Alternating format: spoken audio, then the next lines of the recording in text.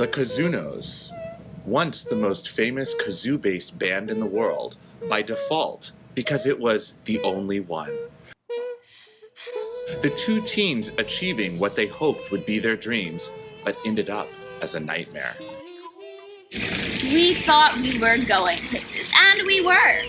5 years after their breakup, the two finally open up about all of the drama behind the scenes that lead up to the split.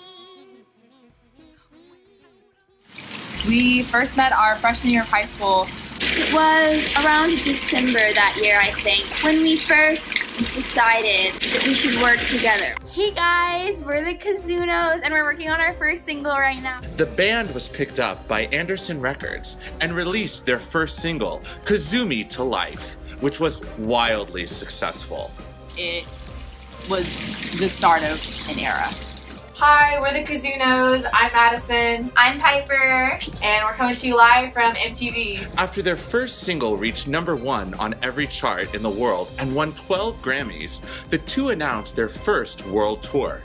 The tour was wildly successful up until it was canceled. While the reason for the cancellation was undisclosed, rumors circulated about an incident involving a giraffe and a pineapple. Their next single, Take On Me, was wildly underwhelming. Trying to follow in the footsteps of their former success, the teens had disagreements over artistic integrity. There were some difficulties with that one as well. There was this big conflict over whether we were making it for the audience or whether we were making it for ourselves. I personally believe that we should be making videos for ourselves. It doesn't matter whether or not our audience ends up liking it. We should stay true to us as creators, you know? But I knew that it doesn't matter what we want to do the best, because we're not going to get any money if the audience doesn't also think it's the best. People ask us all the time, do you really think you're going to last forever? And I think we are. I think the Kazoonos are going to last for all time. I really can't ever imagine not being in the band with Madison. You're right. The blame is never on you. God, this was like Santa Fe all over again. Do not bring up Santa Fe. Santa Fe was not my fault. Santa Fe was not my fault. Which one of us was the one who said the giraffe loose? While they were able to save their careers, they were ultimately unable to save the breaking bonds of their friendship. The next major thing we worked on was something a little different. We tried our hands at filmmaking. We made a documentary about some musical artists who inspired us, and it went over pretty well. But it was great. It was fun to work on, and it was fun to do. Well, it ended up being a great success. But when our hearts weren't in it or whatever, so we decided to try back into music. We released our final single, Hallelujah. That one was 100% original, and I think we peaked, and that's what led to the disastrous end. Operation Fluffy Bunny. Operation Fluffy Bunny was a mistake. We decided we'd taken on making music. We'd even taken on making film. We decided next to take on writing. So I wrote a novel. And I so graciously offered her my brilliant mind as an editor. I sent over a copy of my manuscript, to say, hey, could you glance this over, give me some feedback, constructive criticism. I told her that there were a couple mistakes. And you know what she told me? She told me that God made a couple mistakes when he put me on this planet. The novel would never be released. Hi guys, it's us, the Kazoonos. I'm Madison, and this is... Why do you always get to do the intros? Are you serious? We're live on camera right now, and you have to start this fight.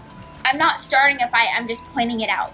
You know what, if you wanted to, you could have never said anything about it. I've mentioned this multiple times, but some chose to ignore it. But everything with you is a fight. Every issue has to... It's not a fight, I just pointed out that you're the one escalated anything. I'm the best thing that has ever happened to the band, and you're the entire world, okay? If I'm not here, you're not sitting in this chair right now. You know what? The world tour, it's off. I'm done. I quit. 2 days after the fight was broadcasted live on every single news station on the planet, the duo announced their split and the cancellation of their upcoming tour. Yeah, I remember when the Kazoonos first broke up. I was working 2 jobs. I was at the New York Times and Tiger Beat. I wrote 500 stories each on both. It was worldwide news. The day that they broke up was like the saddest day of my life. I locked myself in my room for about 8 days. Okay. The Kazoonos split was called one of the most tragic band breakups of all time among the Beatles and Big Time Rush. After the split, I gave up all my worldly possessions and moved to Uganda to start a charity. And I educated whales. After the split, I decided I needed a new chance at the arts. I needed to take on the world from a different angle, from a different side. So I moved to LA and started to make an attempt at a rap career. How to cook, how to clean, and most importantly, how to be a feminist. My song Minecraft Depression won 2 Grammys, so that's something. This did not happen. Would I ever get the band back together for a reunion tour? I've been asked that so many times over the last 5 years, and what am I going to tell you? I'm not speaking to that. We're still close. In fact, we just went out to get brunch last Sunday. I haven't even been in the same room as her since 1996. While the two have gone their separate ways in their careers, their legacy in the kazooing industry will last forever.